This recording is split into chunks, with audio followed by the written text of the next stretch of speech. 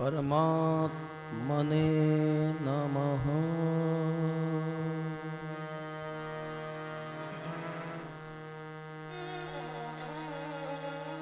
श्री गणेशाय नमः। ओम नमो भगवते वासुदेवाय।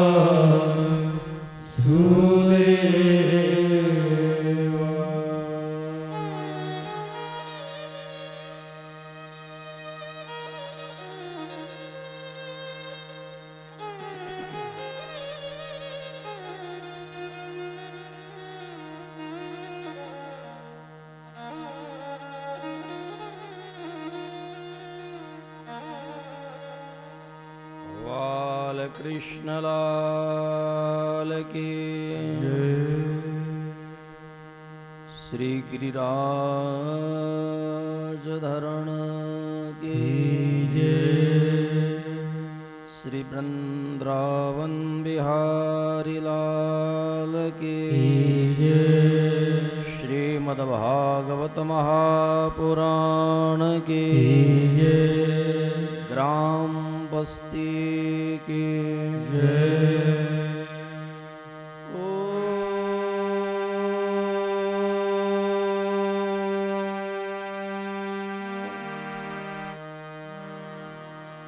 नमः पार्वती पतये हर हर महादेव।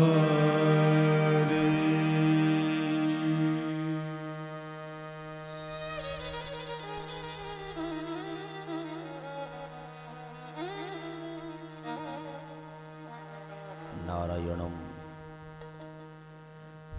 नमस्कृत्यं नरं चैव नरोत्तमं देवीं सरस्वतीं व्यासं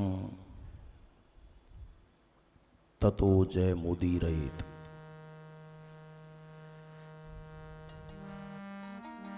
भगवान मुरलीधर की असीमन कंपा से रायभा गांव में पिछले कई दिवसों से श्रीमद् भागवत की त्रिवेणी बह रही है,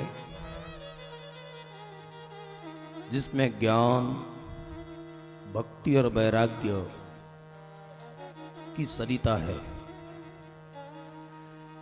भागवत जो है वो परम हंसों की संहिता, पितरों को तृप्ति देने वाला पुराण है। भागवत के महात्म को आप सभी लोगों ने सुना। जो जिस भाव से भगवत कथा का रसस्वादन करता है वो तद भाव में भावित होता है। तो हम लोग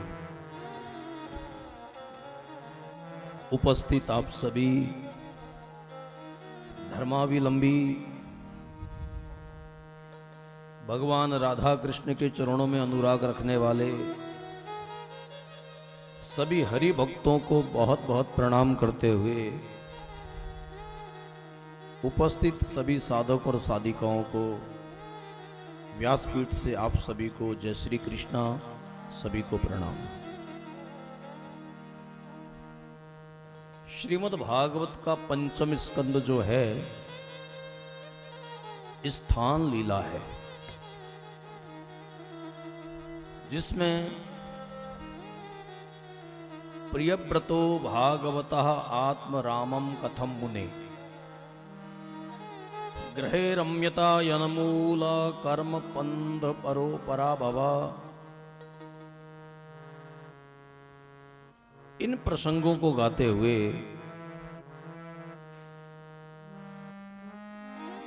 सिद्ध ऋषभ भगवान की कथा है,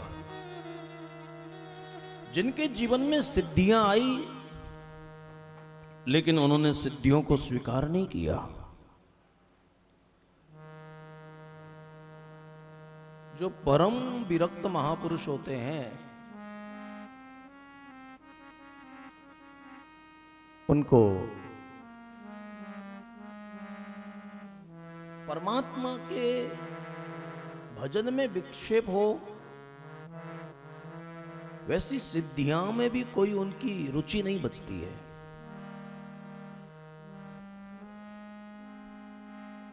सिद्धियां जो होती हैं,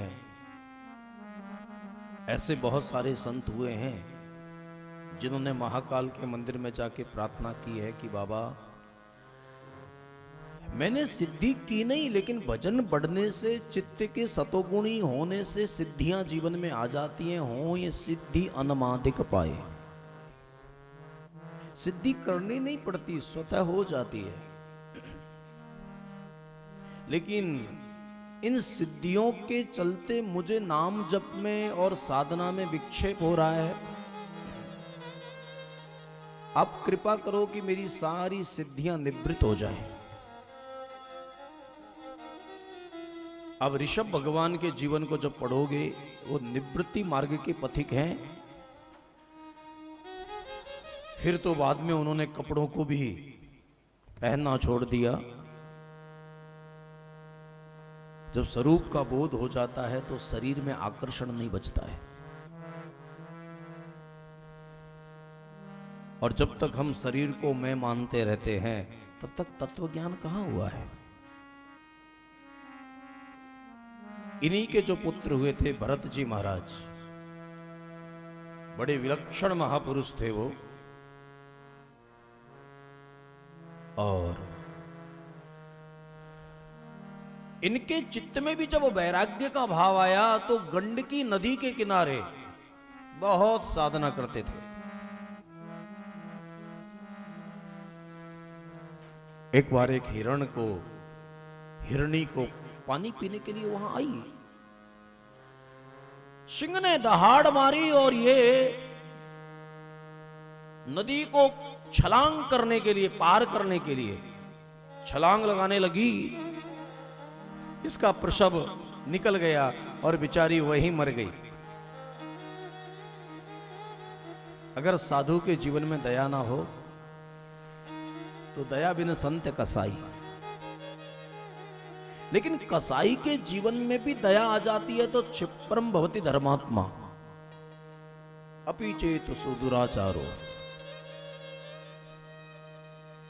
और फिर उसके बाद वो हिरण के बच्चे को वहां लेके आए। मानव का स्वभाव है कि छोटी छोटी चीजों में आसक्ति हो जाती है। कल आपको कहा गया था आसक्ति पुनर्जन्म का कारण है। हमें संसार दुख नहीं देता है, संसार का आकर्षण हमारे चित्त में संकल्प विकल्प पैदा करता है। तो जिस साधक का अंतःकरण रागत द्वेष से निवृत्त हो जाता है वो सब कुछ करते हुए भी कुछ नहीं करता है। पद्म पत्र मिवहम वसा,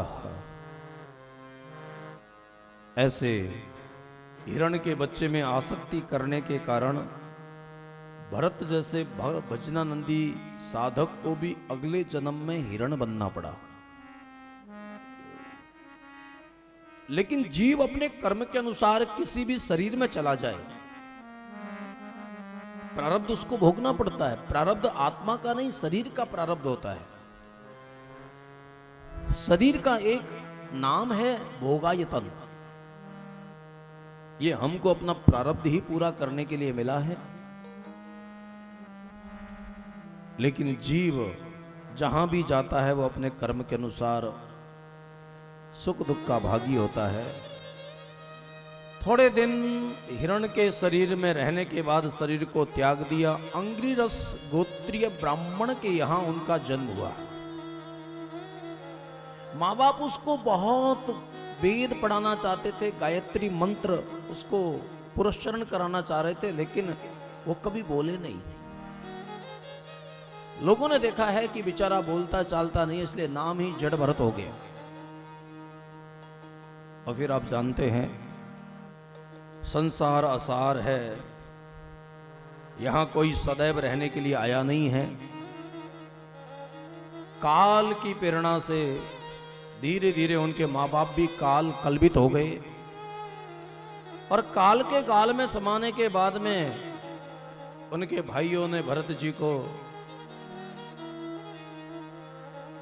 कुछ कर्मों में निवृत्त किया, संलग्न किया, कर्मों में लगाया। लेकिन कर्म की होए स्वरूप ही चीने, राम जी की चिड़िया राम जी को खेत। भरत जी महाराज अपने व्यवहार पक्ष में बहुत रुचि नहीं रखते थे। भरत के जो भाई थे उनकी मति कर्मकांड में आसक्त होने के कारण वो ब्रह्म ज्ञान की अवस्था को नहीं जानते थे। और फिर जो भी बचा कुचा मिलता था उसी से अपनी क्षुधा निवृत्ति करके वो बड़े आनंद में रहते थे। बहुत हष्टपुष्ट शरीर था भरत जी महाराज का। एक बार कोई उनको देवी को बलि चढ़ाने के लिए ले गया, लेकिन वैष्णवी माता ने उनके प्राणों की रक्षा की। कहीं भ्रमण कर रहे थे और संयोग बना है कि सिंध सौवीर देश का राजा रघुगण ज्ञान की प्राप्ति के लिए कपिल भगवान के आश्रम पर जा रहे थे। उनका एक आहार जो था वो थक गया था। हष्ट-पुष्ट व्यक्ति को देखकर उन्होंने पालकी में लगाया और पालकी में लगाने के बाद जैसे ही भरत जी महाराज चलने लगे, मेरे पैरों से जीव हिंसा ना हो जाए, कोई प्रमाद ना हो जाए, क्योंकि प्रमाद मृत्यु है। प्रमादो वही मृत्यु हो। वो छलांग लगाते हैं तो राजा का सिर पालकी को लगता है। राजा ने जो अपशब्दों का प्रयोग किया है, आपको पता होना चाहिए कि मैं कौन हूं। मैं दंड चिकित्सा करना भी जानता हूं। फिर भरत जी महाराज ने जो बोला है, आहा, उसको सुनने के बाद राजा रघुगण पालकी से उतरा। नाहम विसंगे सुरराज वज्रान, मुझे शंकर के त्रिशूल से और इंद्र के वज्र से डर नहीं लगता है। आप कौन है इस अवधूत वेश में? भरत जी महाराज ने अकोविदा कोविद वेद बादान, अब बातें तो पंडितों जैसी करते हो। और फिर जो भवाटवी का उपदेश दिया है, भव कहते हैं संसार को और अटवी कहते हैं जंगल को। जैसे कि वो कहानी आपने सुनी होगी कि एक गांव के 10 आदमी तीर्थ यात्रा के लिए गए। नौका थी नहीं उस जमाने में, और किनारे पर जाकर गिनने लगे तो 9 ही गिनने में आते हैं। सब रोने लगे, मातम मनाने लगे। एक महात्मा वहां से निकला और महात्मा ने देखा कि ये लोग रो क्यों रहे हैं। उन्होंने पूरी घटना को सुनाया कि स्वामी जी, हम अपने नगर से, हमारे गांव से 10 आदमी निकले, तो महात्मा ने देखा और गिना कि ये तो 10 है, अपने को 9 क्यों मानते हैं। तो महात्मा ने कहा, मेरे सामने गिनो तो हर गिनने वाला एक ही गलती करता है। वो सबको गिनता है लेकिन स्वयं को नहीं गिनता है। और याद रखिएगा, हम सबको जानते हैं लेकिन अपने को नहीं जानते हैं। हम अपने को नाम मान लेते हैं, शरीर मान लेते हैं, जबकि नाम और रूप मिथ्या है। हमें अपने स्वरूप का अनुभव हो, यही आध्यात्मिक ग्रंथ का संदेश है। रघुगण, ऐसा ज्ञान न तपस्या करने से आता है, न बहुत कर्मकांड और पूजा पाठ करने से आता है। रघुगण तपसा न याति, बहुत क्रियाओं के करने से भी यह ज्ञान स्थिर नहीं होता है जब तक बिना महत्पाद रजोभिषेकम, भगवान के चरणों में अनुरक्त कभी ऐसे कोई भीगे हुए महापुरुष का आश्रय नहीं मिलेगा। उसके बाद बड़ा सुंदर वो रूपक है। वो व्यापारी जाता है धन कमाने के लिए और लुटेरे उसको लूट लेते हैं। तो जीव की वही गति है।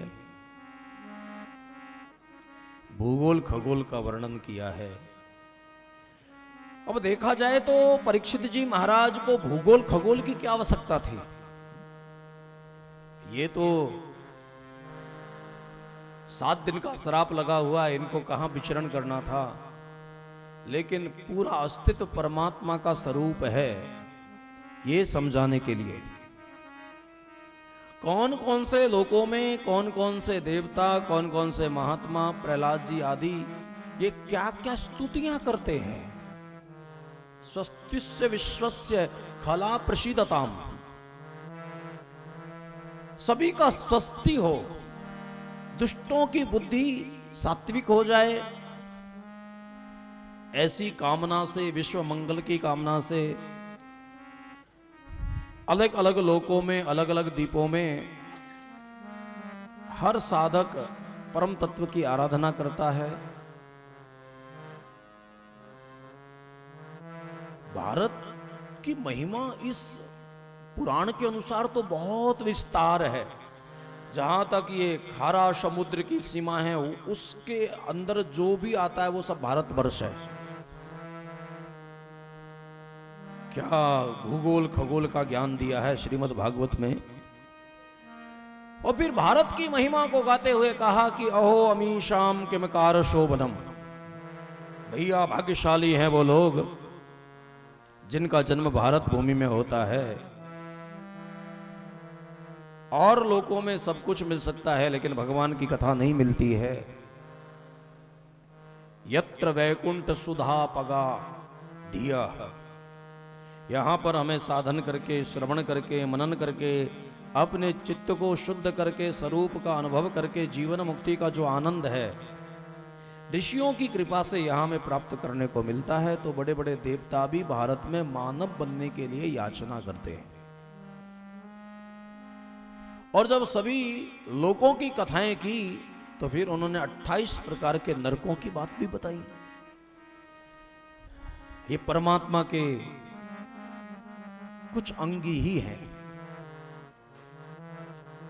और 28 प्रकार के नरकों के बारे में बताया कि जो जीव जैसा कर्म करता है उसी प्रकार की यातना भोगने के लिए उसको बैतरणी नदी से होते हुए जो 28 प्रकार के नरक हैं, तामस्त्र, अंध्र तामस्त, रौरव, महारौरव, कुंभीपाक, सूचिमुख, लाला भक्ष आदि आदि, ऐसे बहुत सारे नाम हैं। कभी पढ़िएगा इन नरकों की कथाओं को। जो व्यक्ति दूसरे के धन का हरण करता है वो कौन से नरक में डाला जाता है, जो दूसरों की परिस्त्री के साथ रमण करता है उसकी कौन सी गति होती है, ये सब हमारे पुराणों में बड़ा सुंदर लिखा है। और मुझे इतना भरोसा है कि मरने के बाद वो नरक में जाए या ना जाए, लेकिन अगर अशुभ कर्म करेगा तो वो जहां रहेगा उसके जीवन में ही नरक प्रकट हो जाएगा। उसके चित्त में जो अशांति होगी, उसके चित्त में जो द्वंद होगा, उसके चित्त में जो अग्नि भड़केगी, और चित्त की अशांति ही नरक है। तमोगुण की बुद्धि को ही नरक कहा जाता है, सतोगुण की बुद्धि को ही स्वर्ग कहा जाता है। तो हमारा चित्त कैसे प्रसन्न बना रहे, चित्त की प्रसन्नता परमात्मा का दर्शन है। इस कथा को सुनाने के बाद षष्ठम स्कंद पोषण है, पोषणम तदनुग्रह। और वहां के लिए कहा कान कुब्जे दिजा कच्चित दासी पति रजा मिला नामना नष्ट सदाचार दास्या संसर्ग दूषितः। कन्नौज में एक कानकुब्ज गोत्रीय ब्राह्मण था, बड़ा कर्मकांडी था, पढ़ा लिखा था, बहुत शास्त्रों का ज्ञाता भी था। लेकिन एक बार कुछ ऐसा दृश्य देखा कि मन में विकार आ गया। मेरे भाई बहन, साधक को चाहिए कि इंद्रियों पर नियंत्रण रखें, वरना कहीं से भी तुम्हारी बुद्धि भ्रमित हो सकती है। उसने अपनी पत्नी का परित्याग न कर दिया और पर स्त्री में उसकी रति हो गई, वो वैश्यागामी बना। फिर तो ऐसा पतित हो गया। और व्यक्ति के जीवन में जब काम के साथ लोभ आ जाता है तो व्यक्ति को पाप भी पाप नहीं लगता है। व्यक्ति जब पतन के मार्ग में जाता है तो फिर उसकी बुद्धि ऐसे ऐसे तर्क देती है कि इसमें कौन सा पाप है, और फिर वो अनाचार्य करते हुए और अनीति पूर्वक धन के लोभ में आकर जीव हिंसा करने लगा। और जीव हिंसा करते करते उसकी बुद्धि बहुत नष्ट हो गई। एक बार ऐसी कथा है कि संतों का वहां आगमन होता है। आप जानते हैं संत जिसके ऊपर कृपा करते हैं, और संतों की जो महिमा हमारे शास्त्रों में है भगवान भी कहते हैं कि मुझे संत बहुत प्रिय हैं, ऊधो मोए संत सदा अति प्यारे। मैं संतन के पाछे जाऊं, जहां जहां संत सिधारे। संतों का प्रत्येक क्रिया जो होता उसके संत के लौकिक कर्म में भी परमार्थ जुड़ा रहता है। जो साधु है, जिसको किसी में बहुत ज्यादा आसक्ति नहीं बची है और जो विवेक पूर्वक अपने कर्तव्य के मार्ग पर आगे बढ़ता है, उसका स्वार्थ भी परमार्थ होता है।